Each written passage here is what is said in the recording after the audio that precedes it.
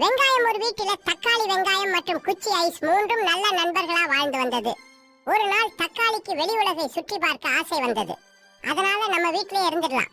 தக்காளி இப்படி சொன்னதும் வெங்காயம் சொல்லுச்சு, ஐயோ, நாம இங்கிருந்து வெளியே போறது நமக்கு பாதுகாப்பு இல்லை. வெங்காயம் சொன்னதை தக்காளி கேட்கவே இல்லை.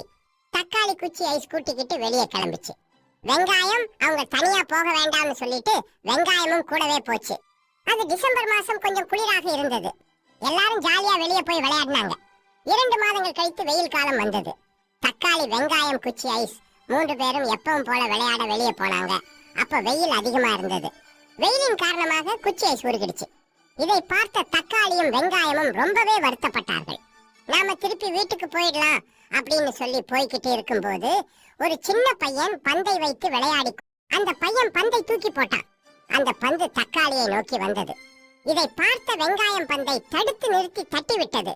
பின்பு வீட்டை விட்டு வெளியே வந்தாலே நிறைய ஆபத்துகள் உள்ளன என்று எண்ணி இரண்டும் வீட்டிற்கு விரைந்து சென்று கொண்டிருந்தது. சாலையை கடக்க தக்காளியும் வெங்காயமும் சென்று கொண்டிருக்கும் பொழுது ஒரு லாரி அங்கு வேகமாக வந்து கொண்டிருந்தது. இதை கவனிக்காத தக்காளி சாலையை கடக்கும் பொழுது லாரி தக்காளியின் மேல் ஏறியது. லாரி தக்காளியின் மேல் ஏறியதும் தக்காளி நசுங்கி செத்து போச்சு. தன் நண்பனை காப்பாற்ற முடியலையே அப்படின்னு மிகவும் வருத்தத்தில் வெங்காயம் வீட்டுக்கு வந்தது. வீட்டிற்கு வந்த வெங்காயம் வருத்தத்தில் மிகவும் அழுதது. அப்போ வெங்காயம் கடவுள்கிட்ட கேட்டு, ஓ கடவுளே, என்னோட ஃப்ரெண்ட்ஸ்க்காக நான் அழுதேன். நான் இல்லாம போனா எனக்காக வருத்தப்பட்டு அழுவதுக்கு யாரு இருக்கா? அப்போ கடவுள் வெங்காயத்தின் முன்பு தோன்றி, வெங்காயமே நீ வருத்தப்படாத. வெங்காயமே உனக்கு ஏதாவது ஆகிடுச்சுன்னா உன்னை சுற்றி இருப்பவர்கள் அனைவரும் ஆழ்வார்கள்.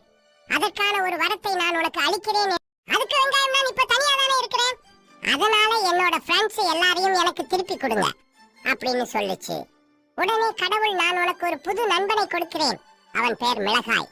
மக்கள் உங்கள் 2 பேரையும் எப்பொழுதும் சேர்த்துதான் சமையலுக்கு எடுப்பார்கள் என்று கூறினார். தன்னோட புது நண்பனோட வெங்காயம் சந்தோஷமா இருந்துச்சு. இது மாதிரி கதைகள் பிடிச்சிருந்தா கொஞ்சம் லைக் பண்ணுங்க, கொஞ்சம் சப்ஸ்கிரைபும் பண்ணுங்க.